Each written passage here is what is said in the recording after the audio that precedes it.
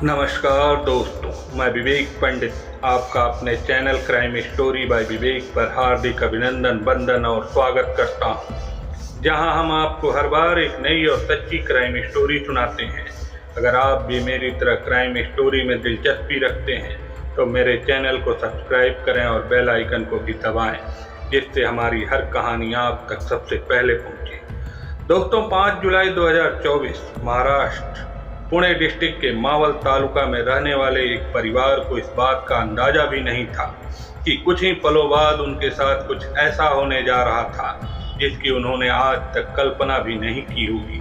घर की सबसे बड़ी बेटी समरीन निसार नेवरकर, जिसकी उम्र 24 साल की थी, वह शाम के तकरीबन 4 बजे अपने 2 बेटों के साथ किसी काम के सिलसिले में घर से बाहर निकलती है, जिसमें कि बड़े बेटे निशांत की उम्र 5 साल की थी और छोटे बेटे निसार की उम्र 3 साल की थी। इन बच्चों के पिता कतर में रहकर काम किया करते थे, इसलिए समरीन ज़्यादातर टाइम अपने मायके में ही बिताया करती थी, क्योंकि इंडिया से जितने भी लोग बाहर दूसरे कंट्री में काम करने जाते हैं, उनका पासपोर्ट और वीज़ा एक सर्टेन टाइम के लिए बना होता है कि वो 1 या 2 साल के अंदर काम को छोड़कर अपने देश वापस जा ही नहीं सकते हैं। रात के तकरीबन 11 बज चुके थे, तब भी उनमें से कोई भी वापस घर लौट कर नहीं आता है। और जब समरीन के परिवार वाले उसे कॉल करने की कोशिश करते हैं, तब उसका फ़ोन स्विच ऑफ बता रहा था। यह उनके साथ पहली बार हो रहा था जब उनकी बेटी बिना किसी को कुछ बताए घर से बाहर इतनी देर तक निकली हो, वरना अक्सर ऐसी हालातों में समरीन उन्हें कॉल कर पहले ही ये बता देती थी कि आज उसे वापस लौटने में थोड़ा टाइम लग जाएगा। माँ बाप के दिल की धड़कन किसी अनहोनी की आशंका से बढ़ने लगती है और बढ़ती चिंता के साथ वह समरीन के दोस्तों से भी उसके बारे में पूछना चालू कर देते हैं। लेकिन हैरानी की बात तो यह रही कि आज के दिन उनमें से किसी एक की भी मुलाकात समरीन से नहीं हुई और ना ही किसी ने उसके बच्चों को आज पार्क में खेलते हुए देखा था। 6 जुलाई सुबह के तकरीबन 4 बजे समरीन के पिता तलेगांव MIDC पुलिस स्टेशन जाकर उसकी मिसिंग की रिपोर्ट लिखवा देते हैं कि बीते कई घंटों से उनकी बेटी लापता है। इस मामले में 2 बच्चे भी शामिल थे, इसलिए केस की गंभीरता को देखते हुए senior police inspector Pradeep Ranwar, sub inspector Bilas Gosavi और कांस्टेबल अनमोल भादवाड़ फौरन एक सर्च ऑपरेशन चालू कर उन्हें हर जगह ढूंढना चालू कर देते हैं। लेकिन जब इसी दौरान उन्हें समरीन के मोबाइल फ़ोन की कॉल डिटेल चेक की, तब जाकर सभी के सामने एक गजेंद्र जगन्नाथ दगड़ खैर नाम के शख्स का चेहरा सामने निकल कर आता है, जिससे कि बीते कई महीनों से वह कांटेक्ट में थी। गजेंद्र तलेगांव के वराले में अपनी वाइफ और बच्चों के साथ रहा करता था और पेशे से वो एक ड्राइवर था। लेकिन गौर करने वाली बात यह है कि समरीन के माता पिता के लिए गजेंद्र एक अनजान व्यक्ति था, जिसके बारे में उनकी बेटी ने कभी उन्हें कुछ नहीं बताया। रिपोर्ट के अनुसार 5 जुलाई को समरीन ने लास्ट टाइम 7:35 पर गजेंद्र को ही कॉल किया था। इसके बाद उसका मोबाइल फ़ोन स्विच ऑफ हो जाता है। पुलिस वालों को अभी तक जितने भी एविडेंस मिले थे, उन सभी में शक की सुई गजेंद्र की तरफ जा रही थी कि कहीं न कहीं समरीन के गायब होने में उसका भी हाथ हो सकता है। लेकिन यह शक यकीन में तब बदल जाता है जब पुलिस वाले उसे गिरफ्तार करके उससे पूछताछ करना चालू कर देते हैं, जहां वो शुरू में तो कुछ भी साफ साफ नहीं बता रहा था कि वह समरीन से घंटों घंटों क्यों बात किया करता था और अचानक से 5 जुलाई के बाद उसने दोबारा से उसे कांटेक्ट करने की कोशिश क्यों नहीं की। तब जाके पुलिस वाले उसके सामने काफ़ी सख्ती से पेश आने लगते हैं, जिससे कि गजेंद्र डर के मारे उन्हें पूरी सच्चाई बता देता है कि उसने समरीन को बहती नदी में फेंक दिया है, जिसमें से कि गजेंद्र का एक दोस्त रविकांत गायकवाड़ भी शामिल था। लेकिन जब पुलिस वाले उससे समरीन के दोनों बच्चों के बारे में पूछते हैं, तब जाकर गजेंद्र सभी के सामने एक ऐसी काली सच्चाई का खुलासा करता है जो कि आपको अंदर से झकझोर के रख देगा, या तो आपके जहन में हजारों सवाल छोड़ जाएगा कि भला एक इंसान इन मासूम बच्चों के साथ भी इतनी दरिंदगी कैसे कर सकता है। डिप्टी कमिश्नर ऑफ पुलिस बापू बांगर ने बताया कि आज से तकरीबन 2 साल पहले गजेंद्र की मुलाकात समरीन से हुई थी और उसे यह चीज पहले से ही मालूम थी कि उसके 2 बच्चे हैं और उसका पति ज्यादातर काम के सिलसिले में इंडिया के बाहर रहता है। भले ही समरीन शादीशुदा थी, तब भी वह अपनी जिंदगी के एक ऐसी उम्र से गुजर रही थी जहां हर किसी को अपनी फीलिंग शेयर करने के लिए किसी फ्रेंड या पार्टनर की चाह होती है, जिससे कि बातें करके उसके दिन भर की सारी इरिटेशन दूर हो जाए।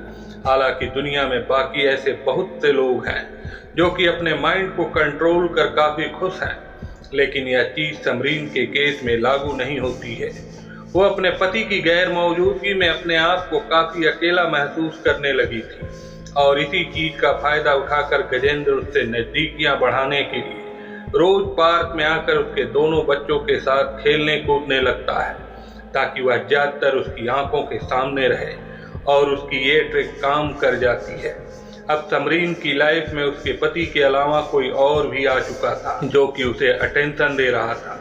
फिर धीरे धीरे उन दोनों में बातचीत शुरू होने लगती है और समय के साथ उनके बीच में दोस्ती हो जाती है और दोस्ती प्यार के रंग में रंग जाती है।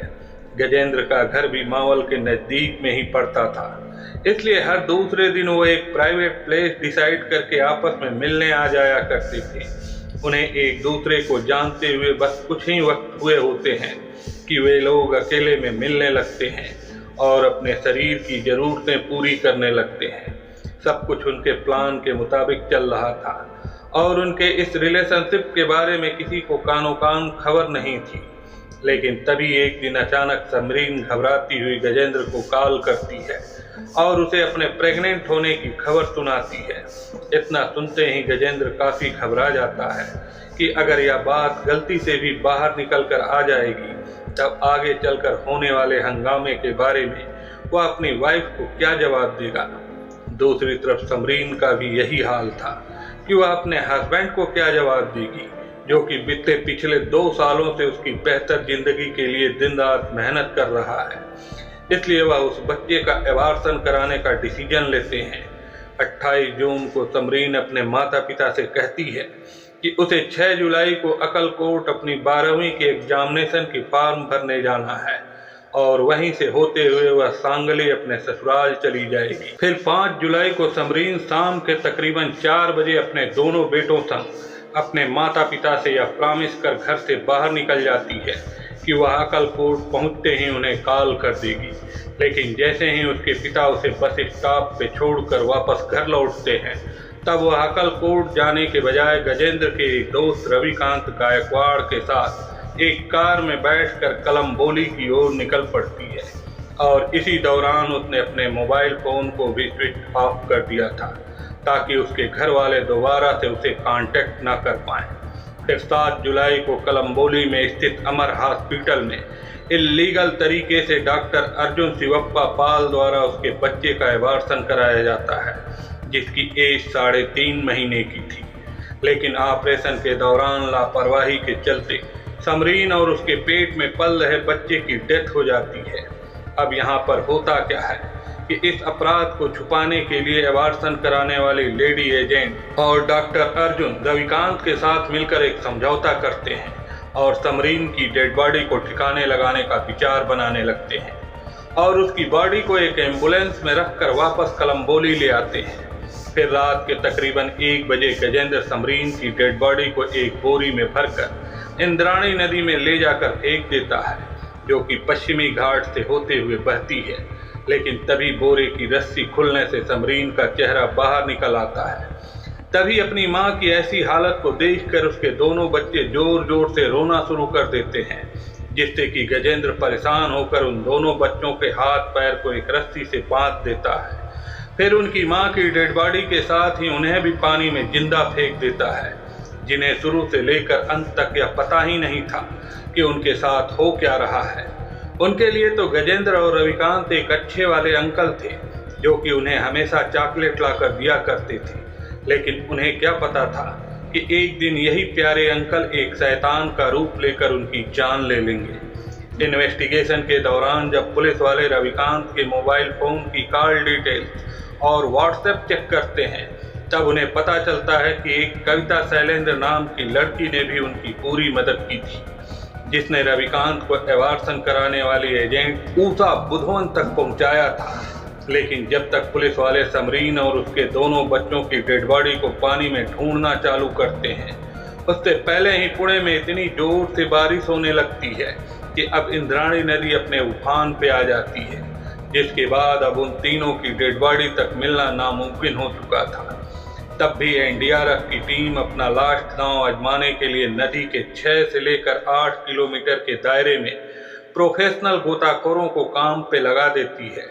लेकिन यहाँ पे लाख कोशिश करने के बाद भी उन तीनों में से किसी एक की भी डेड बॉडी उन्हें नहीं मिलती है। या तो उनकी लाश को पानी में पलने वाली मछलियों ने खा लिया होगा, नहीं तो वह धारा के साथ बहकर कहीं दूर चली गई होंगी। पुलिस वालों ने अमर हॉस्पिटल को सीज कर डॉक्टर अर्जुन और लेडी एजेंट ऊषा बुधवन के ऊपर भी इल्लीगल तरीके से एवार्सन कराने के आरोप में केस दर्ज कर लिया है।